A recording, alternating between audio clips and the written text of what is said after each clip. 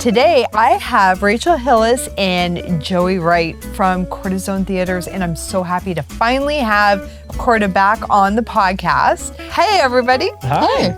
You guys are doing this play that I've never heard of before. The Shark is Broken?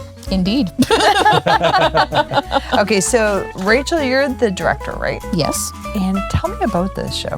I mean, it's about the behind the scenes, the making of the movie Jaws. And I mean, one of the most popular, beloved movies of all time. And specifically, it's about the three lead actors basically facing, boredom and frustration and having to deal with each other while there are lulls in filming because the shark, as it happens, is broken. It makes you wonder how that show would have turned out if it worked. Yeah. Yeah, absolutely. Probably a very different movie. It definitely altered Spielberg's filming method. There's supposed to be a lot more shots of the shark in the actual film, but because it was constantly broken and in disrepair, he had to change his filmmaking style, which is why you don't see the shark until much later on in the actual film. And that's where I think that it probably works out a little bit better for the film because you're just always kind of wondering and not seeing the villain, as they call him. Oh, absolutely. I feel like that, behind the scenes, chaos caused a sense of suspense that I think makes the movie still hold up today. How are you guys doing this as a play? Because I had never heard about this play until I was talking to you guys, and then I looked it up and going, oh my God, this is it's been out there for a while. Mm-hmm. Well, the neat thing about it is that it was co-written by Ian Shaw, who was the son of Robert Shaw, the actor who played Quint, the iconic fisherman owner of the boat that's, I would say, the most recognizable part of the movie apart from the shark. Yeah. So it's not just a playwright who has only an intellectual knowledge. Mm-hmm. I mean, Ian Shaw was a little boy when this movie was made, so it's within his own memory. And that's part of what makes the play so cool, the personal connection. What role are you playing in this? I'm playing Richard Dreyfus. Oh, okay, I can see that. Who played Hooper in the actual film. And the neat part is that the show itself is somewhat not autobiographical, but biographical from Ian Shaw's memory, as well as the journals that he read from his father being on the set. So there's a behind the scenes look at what was going on between Scheider, Shaw, and Dreyfus throughout the entire filming period and the many, many weeks that they were stuck on that boat filming on the ocean, which was a very strange decision at that time. Honestly, I was thinking when I first heard it that it was probably a technical side of the shark being broken, and that's what the play would be about, but I didn't realize that it was by the perspective of Ian and Robert Shaw, which you don't even think about what the actors had to go through waiting and... Exactly. The Shark is Broken is a fun title, sure, but it's the human aspect of the play that makes it worth pursuing as a production and makes it worth watching as an audience member. Now, were you the one that picked out this? I was. I pitched it to the Korda board last summer. Yep. Yeah. And what made you pick this? Because, there's so many different plays to choose from. Oh, yeah. Well, directing was something I'd kind of had my eye on for a while. I am curious about all aspects of the theater process, and I want to learn just as much as I can about as much as I can. And funny enough, I saw an ad when the play was playing in Toronto back years ago, and I was like, what? Play about Jaws? And so it was kind of on my radar for a while. I was sad that I had missed it. And then I found out that the rights were available, and I thought, like, I'll take a look through the script, see what it's like. I mean, what I'd seen of all like the trailers and the professional footage looked very good, very funny. And so I read the script and I loved it. And I thought it would be a really cool show for Korda in particular, because I don't know, it fits the sort of energy that like a Korda show. Yeah, Korda shows are pretty special. Yeah, they're all over the place. We do such a wide range of absurdist, comedy, campy, musical, drama, classical. It's all over the place. So being able to provide Rachel with the opportunity to direct her first show with a show that is quite popular. It's got quite the following since it debuted a couple years ago. Plus, who doesn't like Jaws? Yeah. I mean, Exactly. it was a movie I grew up with watching almost every weekend with my dad. So being able to be a part of the show as an actor and the producer is really a joy for me. Yeah, the one thing, if you have not gone to see a Korda production, you have to get down there, because the way you guys use your space is really amazing. Like the changes for the sets, the scenes. Now, is there a lot of set changes for this one? Thankfully, there are none. The whole play, it's a very short play, just takes place on the boat. So it's just the three actors? Yeah. The set will be the cabin and the deck of the boat. Oh my and goodness. just 3 actors. So we have to build a boat on stage for us to act in. Yeah. build a boat to go on that stage. Yeah. Yes. That's going to be fun to see. We've got some really fun ideas, some really fun designs. Yeah. We're really looking forward to actually getting on stage, building the set. Because I mean, it's the classic orca. Like it's the boat from Jaws. Who doesn't want to be able to say I acted on a replication of the boat from Jaws? Exactly. And this is a good one for being your first directorial debut, only having to deal with 3 actors. Exactly. Only. Only. Yes. 3 actors, 3 schedules. You don't have. It's not like herding cats.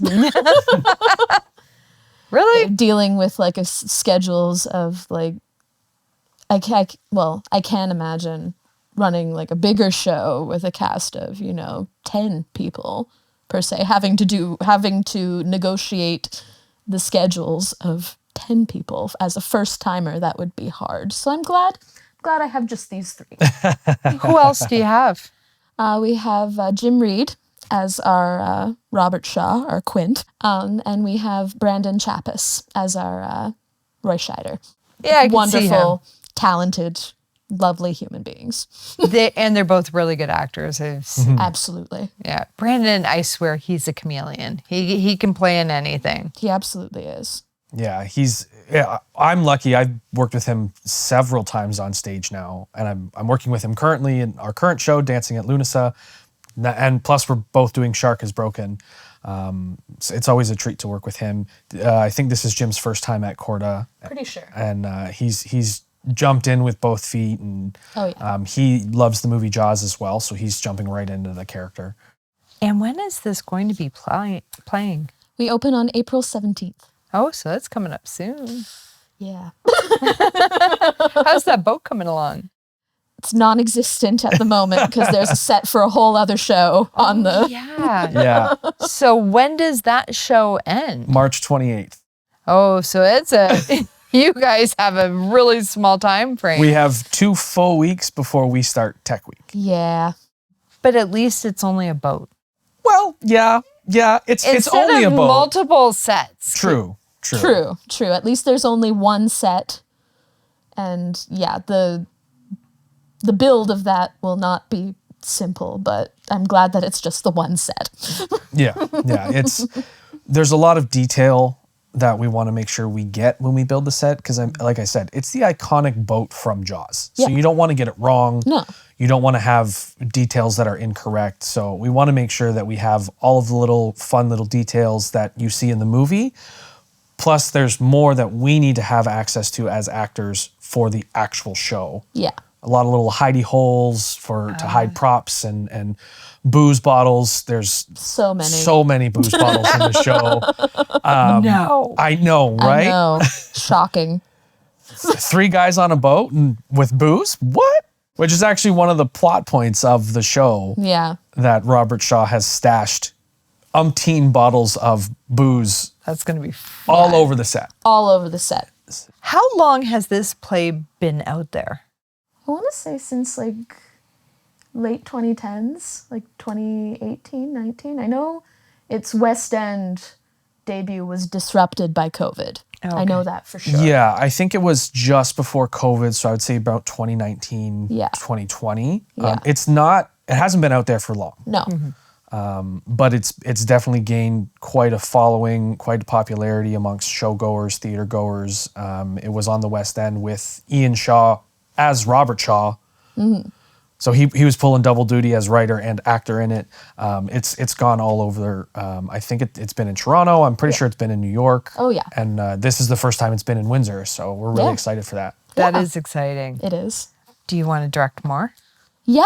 I mean, I can't think of any specific things I have in mind. Get through this first. Exactly. We cross that bridge if and when we come to it.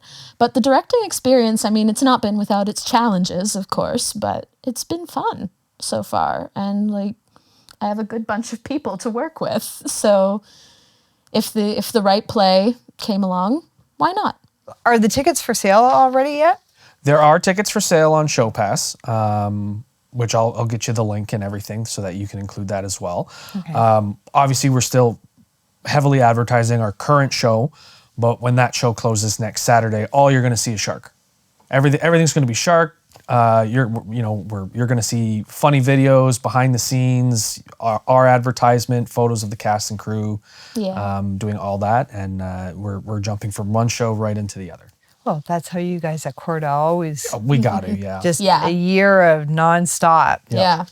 And that will be on for 2 weeks? 2 3. weekends? Oh, 3. Yes. Isn't it usually just 2? Nope. Oh, we always run 3. The first weekend is always a Friday, Saturday, and then a Sunday matinee. And then the second weekend is a Thursday, Friday, Saturday, with the Thursday being pay what you can. And then the third weekend is always Thursday, Friday, Saturday, with the Thursday being a scent-free night for people who might have allergies to colognes, perfumes, any strong smells or anything like that. I like that because it's so hard when it's just like 1 weekend or 2 weekends and trying to make it. So that's great. And you guys, you have more than enough time to get those tickets and follow Korda. Now, is it KordaZone Theatre or Korda Artistic Productions? So KordaZone Theatre has its own Facebook page. We post everything there. We do also have a Korda Artistic Productions group page, where we also post audition notices, advertisement notices for current shows coming up, all of that kind of stuff. Any events that might be happening in the theater, we usually post to both pages. And definitely make sure to follow them because, I mean, who knows if you want to act in one of these productions or maybe possibly one day direct like this girl. We're always looking for new people who want to join in, try acting. Even if people don't want to be on stage, they can help backstage with set build, set painting, costuming, props, tech.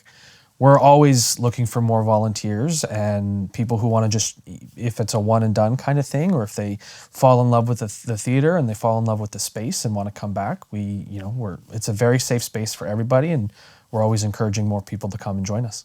And it's definitely a space to fall in love with. It is absolutely. unique. I love that set, that stage, and then all the fun stuff and that you guys have all over the place. The seats, it's great. And I want to thank you both for being here today and introducing me to this show, which I had never ever heard of before. Well, we're glad we could do that then. Yeah, thanks for having us. It's a fun show. Yeah. Especially if you're a fan of Jaws. You get a peek behind the curtain of the filming of the movie with this show. So like everyone's so Shaw, or I should say Quint, Hooper, and Brody are such well-known characters in the pop culture lexicon that now you get to see what happened when they weren't filming and all of the shenanigans and all of the trials and tribulations that they went through filming that movie, which again, it was not a guaranteed hit. It was Spielberg's kind of first really big hit. Yeah. He was filming on the ocean, which was unheard of. Most films, when you filmed on water, was in a tank. They went way over budget. They went over budget, over time. Like they spent 9 weeks on that boat. And 3 personalities on that boat. That clashed. They were 3 major personality Even if you were clashes. friends, being stuck on that boat for 9 weeks, I'm sorry. yeah, close quarters doesn't do anyone any favors. Especially 3 men and a lot of empty bottles. Of booze. Yeah. A lot of booze. Yeah. Now, can you give us any little hints as to maybe some big scenes that were reenacted? Well, I can say anyone who's seen Jaws knows the iconic scene, the Indianapolis scene where Quint tells the story of the horrors he experienced at the hands of sharks during the Second World War. I can say, without too much spoilers, that we do recreate that a couple of times, and it's never the same each time. From a technical point of view, do you guys go to the end when the boat starts to sink? No. No? Okay, so it's all of that stuff in between. Yes. Yeah. And Okay. with the scene Rachel was talking about, it's a famous, iconic scene, was rewritten over a dozen times by many, many different writers until it was actually Robert Shaw who got his hands on it and convinced Steven Spielberg to let him rewrite it. And the version you see in the film is actually the version that Robert Shaw wrote. So we kind of see the process of how it started and how bad it was and how much Robert Shaw didn't like it, to him trying it again, still not liking it, him finally getting a chance to rewrite it. And then you do see that iconic scene when you have all 3 of those actors talking about the USS Indianapolis. Yeah, well, sometimes, I mean, when you are that character and you become that character, you might have a little bit more insight into it. Even though, yes, it was written by somebody else, you make it your own. Exactly. Now, have you guys done that yourselves in other productions where there's just a line that isn't fitting quite right and you kind of tweak it to make it your own? When you get the rights for shows, it's very clear in the agreement that you can't alter or change any of the lines without express permission of the company that owns the script or the people that own the script. That being said, actors drop lines. There might be someone in the audience that everyone knows, and they might throw a little something in there. Yeah. More often than not, it's strongly encouraged to not improvise anything crazy. But again, these characters are so iconic, and the 3 of us as the cast grew up with them. So we sort of have that deep connection to these characters where even if we forget a line or we miss a line, we still can jump in with a bit of improv to get us back to where we need to go while in character without mucking up the whole scene. Yeah. Because once momentum is lost, it is very hard to get it back again. It really is. It knocks you right off your stool there. And when you only have 3 people on stage, if one person loses their spot or jumps a couple pages, there's not a lot of opportunity to get back into the groove of things with only 3 people. And there are points in the show where there's only one of us on stage at a time. Okay. So if we lose our spots there, there's no one else to save us. Nobody to hide behind. Yeah. Well, how long have you guys had the script for it? Auditions were in November, and we sort of took December, well, not off per se, but because of the holidays, of course, not a whole lot got done. The first read-through was in January, and we got Joey on board, as they say, about a month ago. Yeah, mid-February. Yeah. So I jumped in late into the process, but Brandon and Jim have had the scripts since January. And you're a professional. You'll be fine. Oh yeah. It's nice too because it's mostly dialogue with a few monologues mixed in. So there's nothing super complicated or jumpy, or there's no difficult language when you get with like Shakespeare sonnets or anything like that. It's very much basic, simple dialogue between three people. So there's a really nice flow to it, and one thing leads to another, leads to another, leads to another. So there's nothing too technically difficult when it comes to the lines for the actors to learn. You had said before that it is a short play. How long is it? About 90 minutes, give or take, with no intermission. Frankly, reading the script, there's no good place to put one. Better to just do straight through. Yeah, if you even try to put in an intermission, it makes the flow wonky. Yeah. And the play's not long enough to really need an intermission, so you'll just have to get your concessions before the show. Exactly. Stock up. Again, make sure you get those tickets because I have a feeling they're going to sell out because we have a lot of Jaws fans in the Windsor, Essex County area. And I want to thank you, Rachel and Joey, for bringing The Shark is Broken so that I knew about it. And hopefully you guys will get a chance to see it. Again, my name is Tracy Martins, and thank you so much for joining me for another episode of YQG and Bloom. Y'all have a great day.